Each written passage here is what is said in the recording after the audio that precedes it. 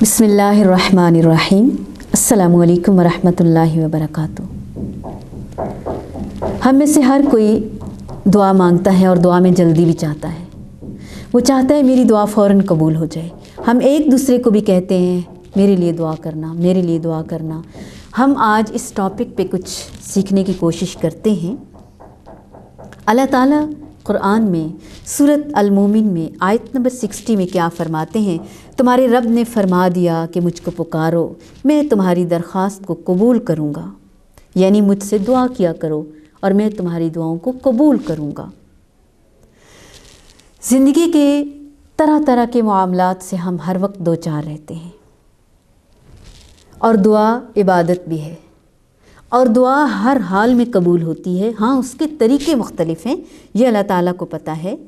تو ہم میں سے ہر ایک کو اپنے مصائب، اپنی مشکلات، اپنی مصیبتیں، کسی بھی طرح کے سہارے ٹوٹ رہے ہوں، کوئی بھی ظاہری اور باطنی مشکلات کا ہم شکار ہو جائیں، اسباب اور وسائل کو اپناتے ہوئے ناکامی کا منہ دیکھنا پڑے، ہمیں امیدیں ٹوٹ جائیں، کسی بھی طرح کے کوئی حالات، کوئی معاملات پیش آ جائیں، تنہائی کی کیفیت میں بھی اور اجتماعی کیفیت میں بھی ہمیں اللہ سے تعلق جوڑنے کے لیے بہترین طریقہ ہے دعا۔ تمام انبیاء کرام نے اللہ تعالیٰ سے اپنے ہر معاملے کو حل کرنے کے لیے دعا مانگی۔ ہم بھی طریقے سیکھتے ہیں کہ اللہ تعالیٰ سے کس طرح دعا کریں۔ اللہ تعالیٰ دعاؤں کو سنتا ہے، یہ اللہ تعالیٰ نے قرآن میں ایک سے زیادہ مرتبہ ہمیں بتا دیا ہے۔ جس طرح اس کی کل کائنات اپنی وسعت ہمیں دکھاتی ہے، زمین، آسمان اور ان کے درمیان کا خلا، اسی طرح اللہ کے ہاں خزانے بھی بھرے ہوئے ہیں، انمٹ، انگنت، بے شمار، لامحدود۔ ہمیں یہ چاہیے کہ ہمیں مانگنے کا طریقہ آنا چاہیے، اور بار بار اللہ سے مانگنا چاہیے اس وقت تک جب تک کہ اللہ تعالیٰ ہمیں عطا نہ فرما دے، اور مکمل یکسوئی کے ساتھ اور تکرار کے ساتھ۔ جیسے بچہ روتا ہے، ماں کی کوئی نیت نہیں ہوتی اس کی ضد پوری کرنے کی، وہ انکار کرتی ہے، لیکن بچہ بارہا مانگتا ہے، بارہا لپٹ جاتا ہے، روتا ہی رہتا ہے، مانگتا ہی رہتا ہے، ٹانگوں کے ساتھ لپٹ جاتا ہے، یہاں تک کہ ماں تنگ آ کر مجبور ہو جاتی ہے۔ اور جو 70 ماؤں سے زیادہ پیار کرتا ہے، ہم نے تو اسے بس ایک دو دفعہ، کئی لوگوں کو میں نے سنا ہے ہماری تو دعا ہی نہیں قبول ہوتی۔ کیوں نہیں قبول ہوتی؟ اللہ تعالیٰ توفیق ہی تبھی دیتا ہے، اور اللہ تعالیٰ کی قبولیت کے اپنے طریقے ہیں، یا وہ اس سے بہتر دینا چاہتا ہے، یا وہ مقررہ وقت پر دینا چاہتا ہے، یا وہ آخرت کے لیے آپ کے لیے ہی جمع کرنا چاہتا ہے۔ اگر ماں کو پتہ ہے کہ کب بچے کو کیا دینا ہے، کیا ضروری ہے، کیا زیادہ ضروری ہے، بچہ لالی پاپ مانگتا ہے تو ماں کے لیے کیا مشکل ہے، فوراً دے دے، کتنا آسان ہے۔ نہیں، وہ اس کے لیے کھچڑی، دلیا، کھیر، کسٹرڈ، فروٹ چاٹ، جوس، کیا کچھ بناتی، اس سے پتہ ہے کیا فروٹفل چیز ہے، بچے کے لیے کیا ضروری ہے، اس کا گلا نہ خراب ہو، اس کے دانت نہ خراب ہوں، اس کی بھوک نہ مٹ جائے غیر معیاری چیزیں کھا کے۔ تو اللہ تعالیٰ پہ یقین اور بھروسے کے ساتھ انشاءاللہ ہم کچھ طریقے سیکھیں گے کہ شرائط کیا ہیں، آداب کیا ہیں، طریقہ کیا ہے، اوقات کیا ہیں، کب کیسے دعا قبول ہوگی، یا دعا کی اہمیت کیا ہے۔ دعا عبادت ہے۔ آپ صلی اللہ علیہ وآلہ وسلم نے فرمایا، صحیح ابو داود 1479، الدعاء ہوا العبادت، یعنی دعا کیا ہے؟ عبادت ہے۔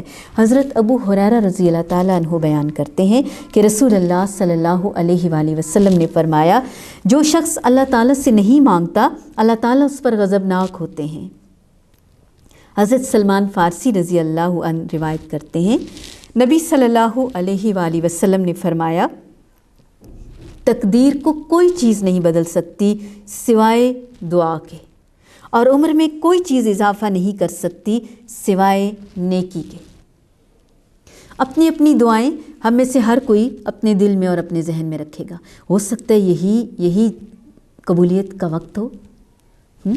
انشاءاللہ حضرت ابو ہریرہ رضی اللہ تعالیٰ عنہ روایت کرتے ہیں، نبی اکرم صلی اللہ علیہ وآلہ وسلم نے فرمایا، اللہ تعالیٰ کے نزدیک دعا سے زیادہ معزز کوئی عمل نہیں۔ دعا میں انسان گڑ گڑاتا ہے، آہوزاری کرتا ہے، عاجز ہو جاتا ہے، عاجزی کا اظہار کرتا ہے، بے بسی کا اظہار کرتا ہے کہ اللہ تو بڑا ہے، اس کی بڑائی کو تہ دل سے مان جاتا ہے، اسے پتہ چل جاتا ہے کہ اللہ کے سوا کوئی ہستی نہیں۔ ایاک نعبد و ایاک نستعین، تیری ہی عبادت کرتا ہوں، تجھے سے مانگتا ہوں، مجھے سمجھ آ گئی کہ تیرے علاوہ کوئی نہیں ہے جو مجھے عطا کر دے۔ حضرت ابن عمر رضی اللہ عنہ روایت کرتے ہیں، نبی صلی اللہ علیہ وآلہ وسلم نے فرمایا، یقیناً دعا ایسی آفات جو کہ نازل ہو چکی ہیں اور ایسی جو کہ ابھی نازل ہونی ہیں سب کے لیے فائدہ مند ہے، اس لیے ہم میں سے ہر ایک کو دعا کو لازم پکڑ لینا چاہیے۔ حضرت سلمان فارسی رضی اللہ عنہ بیان کرتے ہیں، نبی اکرم صلی اللہ علیہ وآلہ وسلم نے فرمایا، بلا شبہ تمہارا رب بہت حیا والا کرم والا ہے، جب اس کا بندہ اس کی جانب اپنے دونوں ہاتھ اٹھاتا ہے اور مانگتا ہے تو رب تعالیٰ کو شرم آتی ہے، اپنے بندے سے وہ شرماتا ہے کہ ہاتھ خالی جائیں میرے بندے کے۔ دنیا کے بادشاہوں کی اور بات ہے، جو بادشاہوں کا بادشاہ ہو اس کی تو خاص ہی بات ہے نا۔ دعا کے کچھ آداب ہیں، مثلا دعا کے لیے قبلہ رخ ہونا۔ حضرت عبداللہ بن مسعود رضی اللہ عنہ روایت کرتے ہیں، نبی اکرم صلی اللہ علیہ وآلہ وسلم نے فرمایا، قبلہ رخ ہونا۔ ایک دفعہ حضور صلی اللہ علیہ وآلہ وسلم دعا کے لیے کھڑے ہوئے، قبلہ رخ ہوئے، قریش کے کچھ لوگوں پر بد دعا کی۔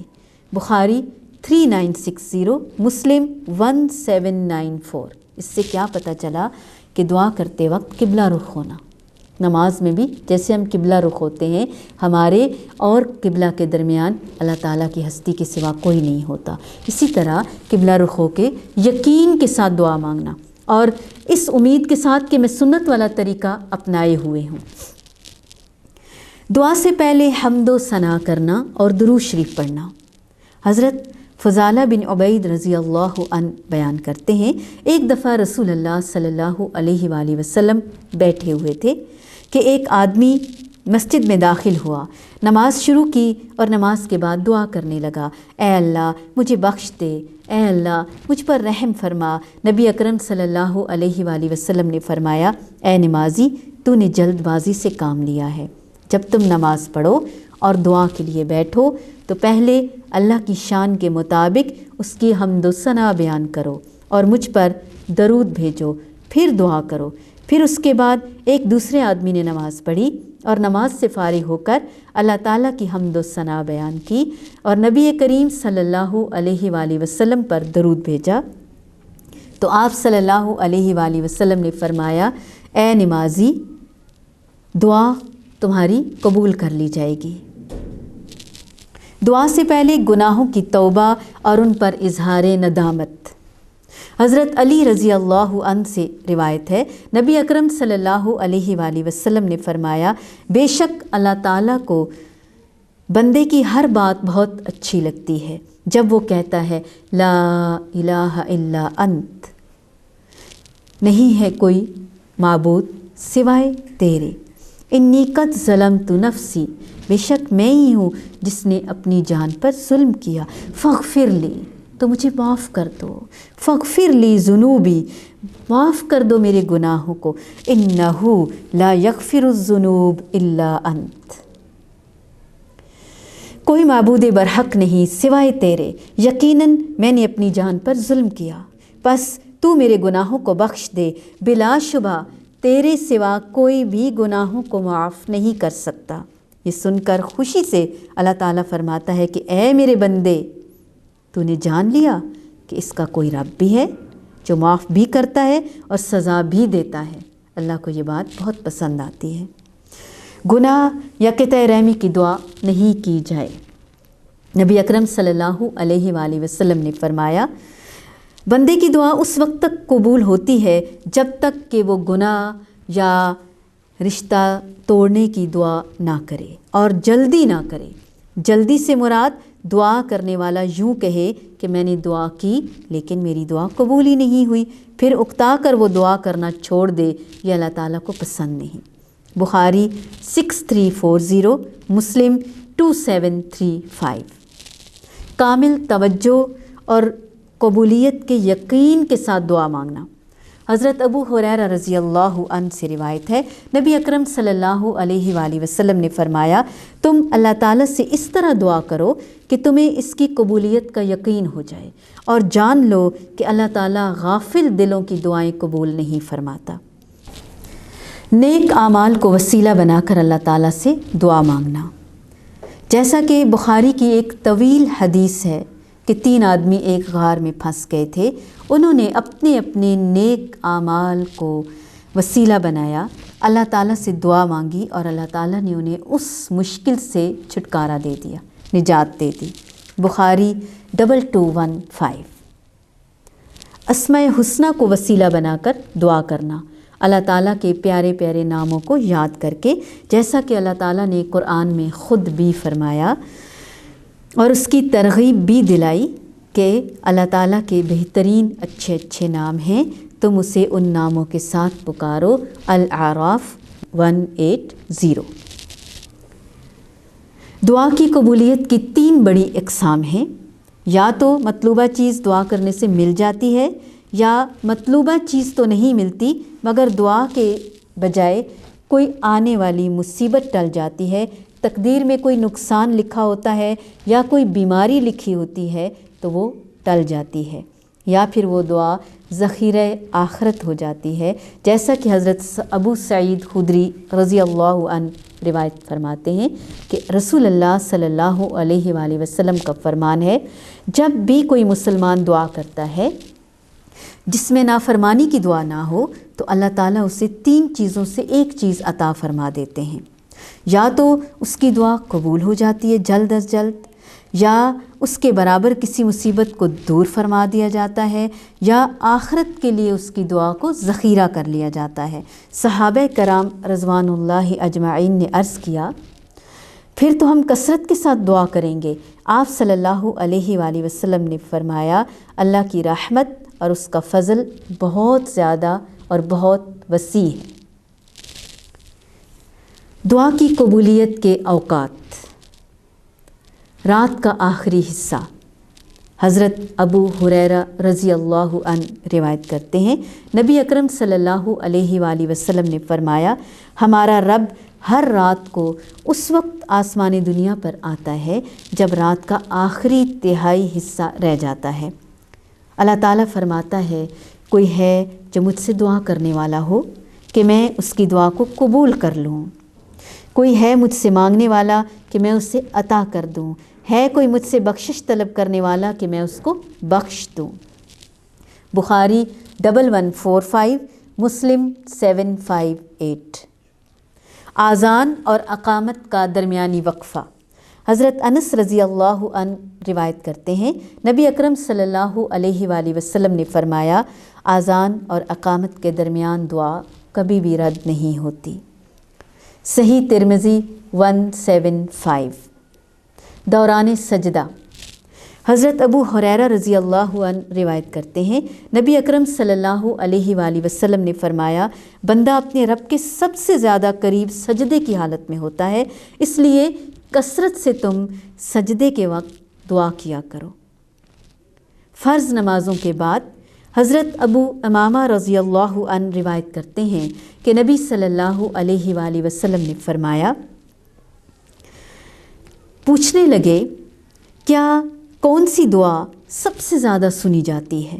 آپ صلی اللہ علیہ وآلہ وسلم صحابہ کے پوچھنے پر ارشاد فرمانے لگے، رات کے آخری حصے میں، رات کے آخری پہر اور فرض نمازوں کے بعد کے اوقات ایسے ہیں جس میں دعا بہت جلد قبول ہوتی ہے، لیکن یاد رہے کہ فرض نماز کے فوراً بعد اذکار اور پھر دعا۔ زمزم کا پانی پیتے وقت۔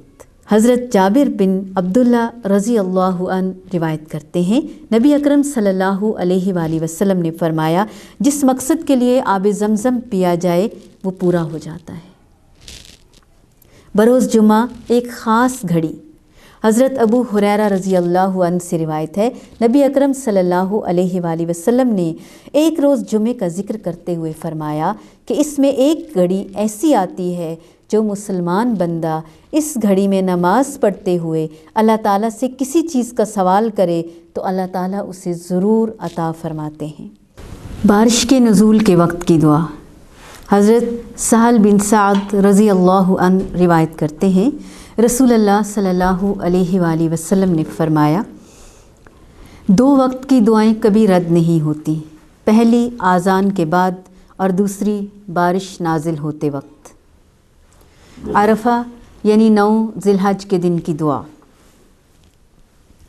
अमर बिन शुएब अपने बाप से और वो शुएब के दादा से रिवायत करते हैं कि नबी सल्लल्लाहु अलैहि वसल्लम ने फ़रमाया, बेहतरीन दुआ अरफा के दिन की दुआ है जो मुझसे पहले भी अम्बिया अलैहिमुस्सलाम ने मांगी। वो ये है, ला इलाहा इल्लल्लाहु वहदहु ला शरीका लहू लहुल मुल्कु व लहुल हम्द व हुवा अला कुल्ली शैइन कदीर। तौबा करने वाले की दुआ दिन या रात हर घड़ी में कबूल हो जाती है। हज़रत अबू मूसा रज़ी अल्लाहु अन्हु बयान करते हैं, रसूलुल्लाह सल्लल्लाहु अलैहि वसल्लम ने फ़रमाया, अल्लाह ताला रात के वक्त अपना हाथ फैलाता है ताकि वो दिन में गुनाह करने वाला तौबा कर ले। फिर दिन के वक्त अल्लाह ताला अपना हाथ फैलाता है ताकि रात के वक्त गुनाह करने वाला तौबा कर ले, यहाँ तक कि सूरज मगरिब से तुलू हो जाए। मुस्लिम 1921। शब कद्र में दुआ कबूल होती है। हज़रत आयशा रज़ी अल्लाह अन्हा बयान करती हैं, रसूलुल्लाह सल्लल्लाहु अलैहि वसल्लम से दरियाफ़्त किया कि अगर मुझे मालूम हो जाए कि ये शब कद्र है तो मैं क्या मांगूँ, क्या पढ़ूँ। आप सल्लल्लाहु अलैहि वसल्लम ने फ़रमाया, ये दुआ पढ़ो, अल्लाहुम्मा इन्नका अफ़ुव्वुन तुहिब्बुल अफ़्व फ़अफ़ु अन्नी। ऐ अल्लाह, तू मुआफ़ करने वाला है, मुआफ़ी को पसंद करता है, बस तू मुझे मुआफ़ फरमा। सही इब्ने माजा 3105। मैयत की आँखें बंद करने के बाद। हज़रत उम्मे सलमा रज़ी अल्लाहु अन्हा बयान करती हैं, अबू सलमा की वफ़ात के बाद नबी अकरम सल्लल्लाहु अलैहि वसल्लम उनके पास तशरीफ़ ले गए।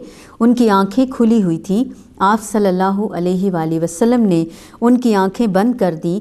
फिर फरमाया कि जब रूह कब्ज़ की जाती है तो नज़र उसका पीछा करती है। फिर उनके घर के लोग चीखे तो आप सल्लल्लाहु अलैहि वसल्लम ने फ़रमाया, अपने लिए सिर्फ़ खैर की दुआ किया करो, क्योंकि तुम जो कुछ कहते हो फरिश्ते इस पर आमीन कहते हैं। मुस्लिम 920। वो लोग जिनकी दुआ कभी रद्द नहीं होती। मज़लूम, मुसाफिर, वालिद जो अपनी औलाद के लिए दुआ मांगे। हज़रत अबू हुरैरा रज़ी अल्लाह ताला अन्हु रिवायत करते हैं, रसूलुल्लाह सल्लल्लाहु अलैहि वसल्लम ने फ़रमाया, 3 दुआओं की कबूलियत में कोई शक नहीं। मज़लूम की दुआ, मुसाफिर की दुआ और वालिद की अपनी औलाद के लिए दुआ। नेक औलाद जो अपने वालिदैन के लिए दुआ करें। हज़रत अबू हुरैरा रज़ी अल्लाहु अन्हु बयान करते हैं कि रसूलुल्लाह सल्लल्लाहु अलैहि वसल्लम ने फ़रमाया, अल्लाह ताला जन्नत में नेक बंदे का दर्जा बुलंद फरमाता है। बंदा अर्ज़ करता है कि ए अल्लाह, ये दर्जा मुझे क्यों कर दिया गया? अल्लाह ताला फरमाता है, ये दर्जा तुझे तेरे लिए तेरे बेटे के इस्तग़फ़ार के ज़रिए हासिल हुआ है। एक दूसरी रिवायत में है, जब इंसान फौत हो जाता है तो 3 आमाल के सिवा उसके तमाम आमाल मुनक़ते हो जाते हैं।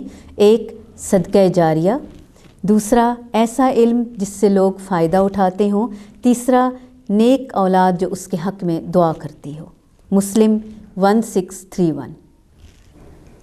किसी भी मुस्लिम भाई की गैर मौजूदगी में उसके लिए दुआ करना। हज़रत अबू दरदा रज़ी अल्लाहु अन्हु रिवायत फरमाते हैं कि आप सल्लल्लाहु अलैहि वसल्लम का फरमान है, एक मुसलमान की दूसरे मुसलमान के हक़ में اس کی غیر موجودگی میں دعا قبول ہوتی ہے۔ دعا کرنے والے کے سر کے پاس فرشتہ مقرر ہوتا ہے۔ جب وہ اپنے مسلمان بھائی کے لیے خیر و برکت کی دعا کرتا ہے تو وہ فرشتہ اس دعا پر آمین کہتا ہے اور کہتا ہے کہ تجھے بھی اس کی مثل عطا ہو۔ مسلم 2733۔ آسانی اور خوشحالی میں بکثرت دعا کرنا۔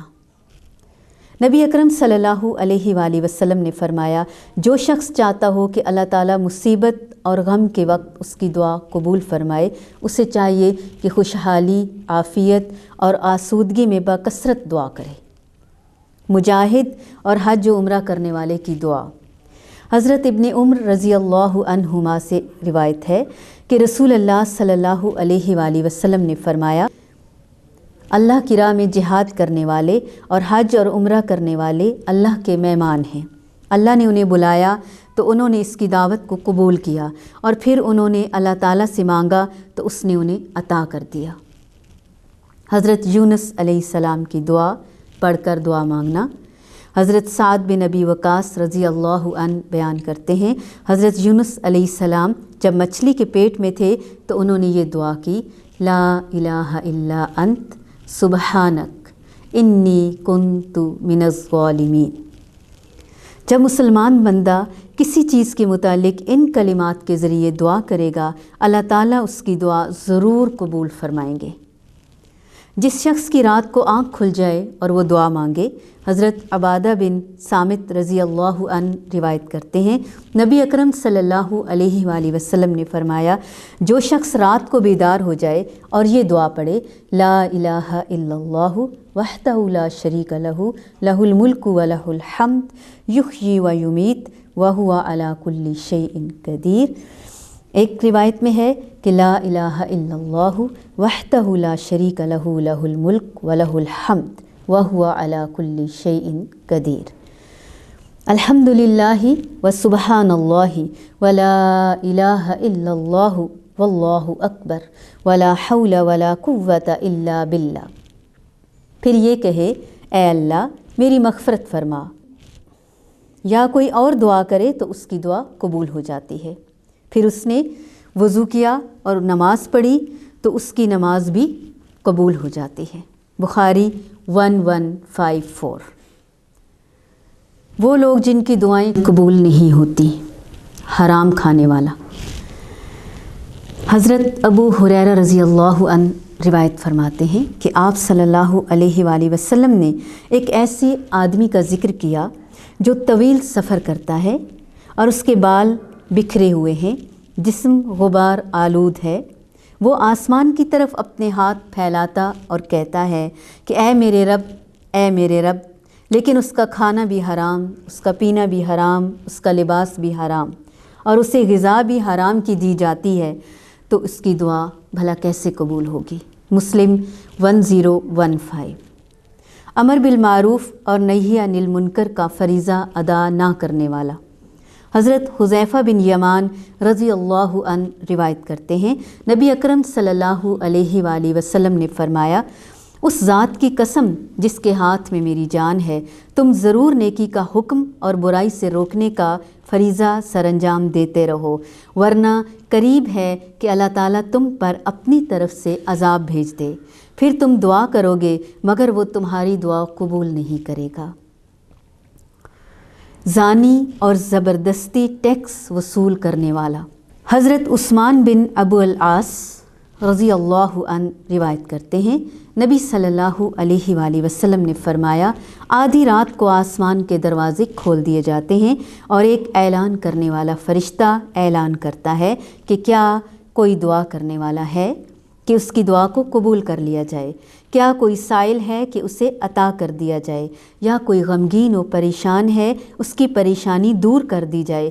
کوئی بھی ایسا مسلمان باقی نہیں رہتا جو دعا کرے مگر اللہ تعالیٰ اس کی دعا کو قبول فرما لیتا ہے، سوائے اس بدکار عورت کے جو اپنی شرمگاہ کے ذریعے کمائی کرتی ہے، یا زبردستی ٹیکس وصول کرنے والے کے۔ دعا مانگتے ہوئے اللہ تعالیٰ کے ساتھ کسی نبی، ولی، بزرگ یا کسی بھی طریقے سے شرک کرنا حرام ہے۔ حضرت عبداللہ بن مسعود رضی اللہ عنہ روایت فرماتے ہیں، نبی اکرم صلی اللہ علیہ وآلہ وسلم کا فرمان ہے، جو شخص اس حالت میں مرا کہ دعا میں اللہ کے سوا کسی دوسرے کو شریک کرتا تھا، آگ میں داخل ہوا۔ بخاری 4497۔ اللہ کے علاوہ کوئی بھی کچھ بتانے یا دینے کی طاقت نہیں رکھتا۔ اللہ تعالیٰ نے فرمایا، لوگوں، ایک مثال بیان کی جاتی ہے کہ تم اس کو غور سے سنو۔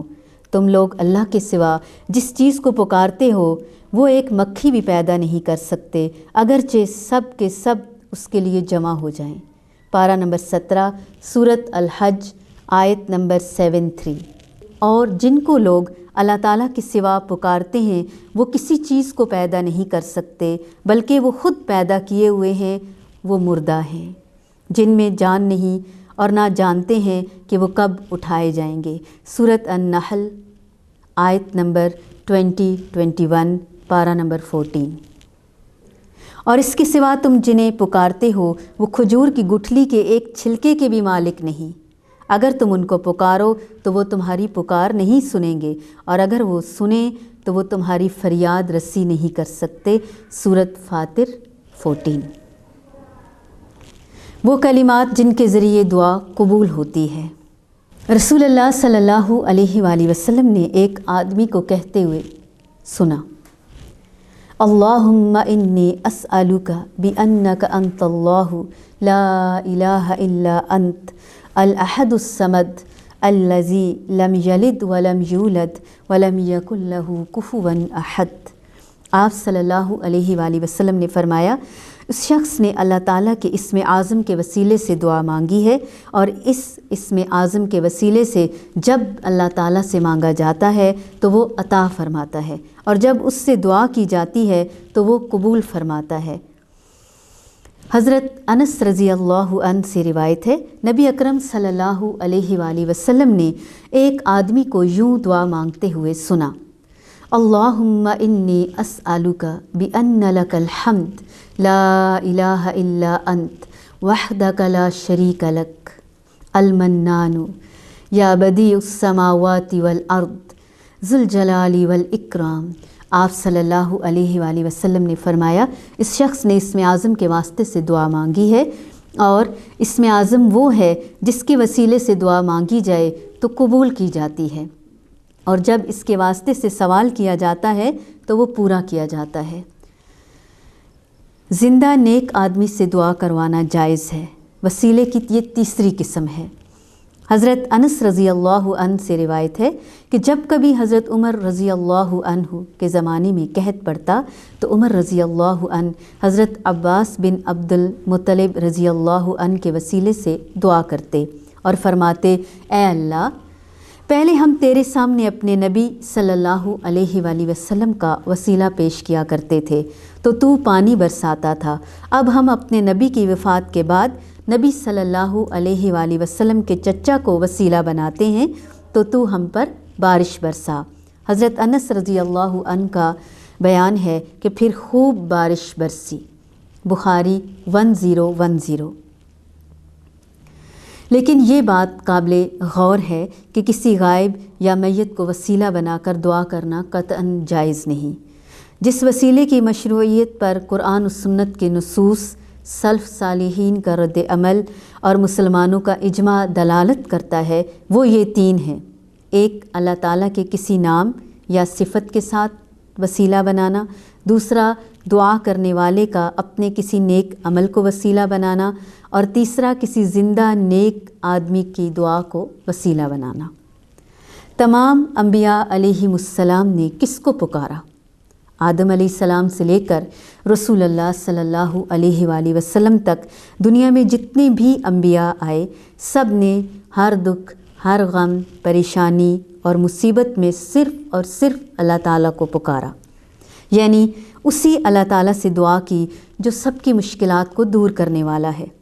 حضرت آدم علیہ السلام کی دعا، حضرت نوح علیہ السلام، حضرت ابراہیم علیہ السلام، حضرت سلیمان علیہ السلام، حضرت یونس علیہ السلام، حضرت ایوب علیہ السلام، حضرت زکریہ علیہ السلام، حضرت یوسف علیہ السلام، حضرت موسیٰ علیہ السلام، حضرت لوط علیہ السلام، تمام پیغمبروں نے اپنے ہر غم، ہر رنج، ہر مشکل میں صرف اور صرف اللہ تعالیٰ کو پکارا۔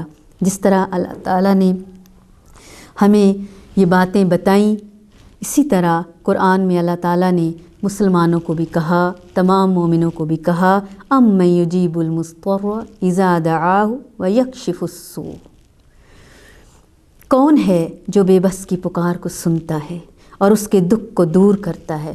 النمل 6:2۔ اللہ تعالیٰ ہمیں اللہ کے ساتھ تعلق جوڑنے کے لیے دعا مضبوط سہارا ہے، اس کو لینے کی توفیق عطا فرمائے، ہماری دعاؤں کو قبولیت کے درجے تک لے جائے۔